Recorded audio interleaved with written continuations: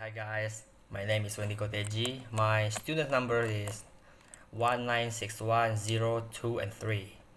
The topic I want to discuss today is about linguistic imperialism. So first of all, linguistic imperialism, which also known as language imperialism, is occasionally defined as the transfer of dominant languages or some dominant languages to other person or people. The transfer is considered to be the demonstration of power, traditionally military power, but also in the modern world, we can notice of economic power. And aspects of the dominant culture are usually transferred along with the languages.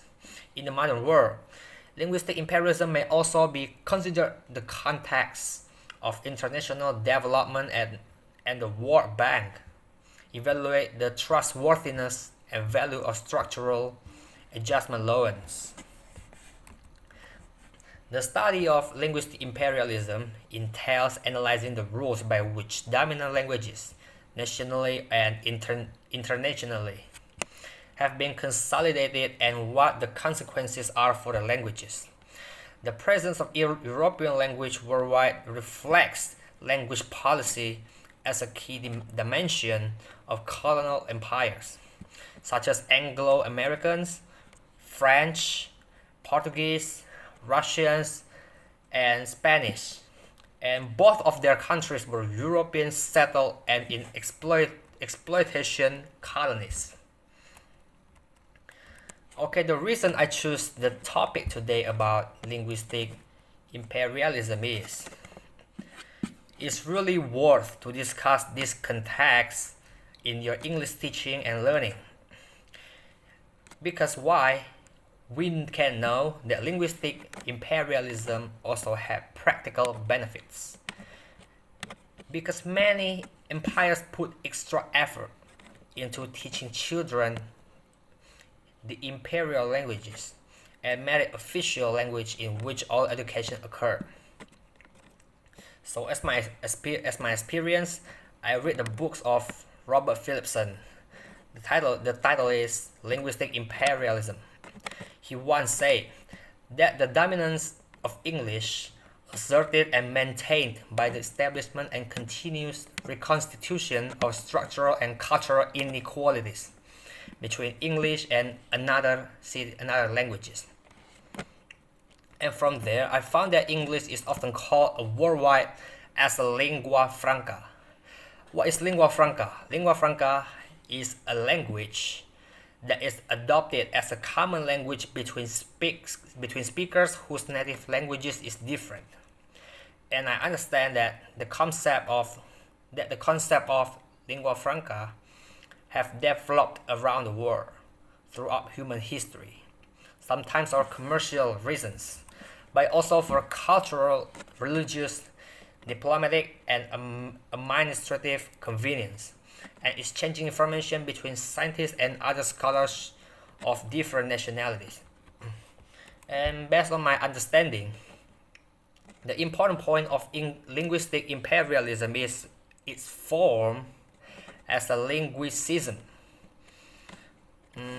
which is manifest in favoring the dominant language over another language along similar line as, for example, as a racism. And linguistic imperialism can be structurally manifest some ideas where more resources and infrastructure are given to the dominant languages in their place. Okay. Linguistic imperialism can also grant power to the dominating or oppressing and its speakers. Linguistic imperialism can encourage some beliefs that the dominant language form is more prestigious than other language. These ideas are hegemonic and internalized, and also being naturalized as being a normal thing. The term of linguistic imperialism is first originated from the years of 1930s as a part of critique of basic English and was and it was reintroduced by the writer himself, Robert Philipson, in his own monograph. The study of linguistic imperialism can help us to clarify whether the winning political independence led to a linguistic liberation of the third world countries. And if not, why not? And the dejection of the linguistic legitimacy of a language, any language used by any linguistic community, amounts of the tyranny in majority. Besides all of that, we can also know that linguistic imperialism is really take a lot of effect in spread of English in the worldwide. The global spread of English is fundamentally an imperialistic process. Some of the people emphasize the fact that English is not imposed by the force as it was during early colonial times, but its spread is determined by the demand for it. This is the basis upon which English is nowadays being traded to the effect that is highly profitable commodity throughout the world. However, this has not lessened or decreased the effect it has had on marginalizing certain native languages and even eliminating other languages. For example, the Canadas. You can see the Canadas people are speaking two languages, and Canada's continuing experiment as a bilingual nation serves as an example how equality and preservation of two languages is ultimately untenable. The country's current political, economic, and social circumstances.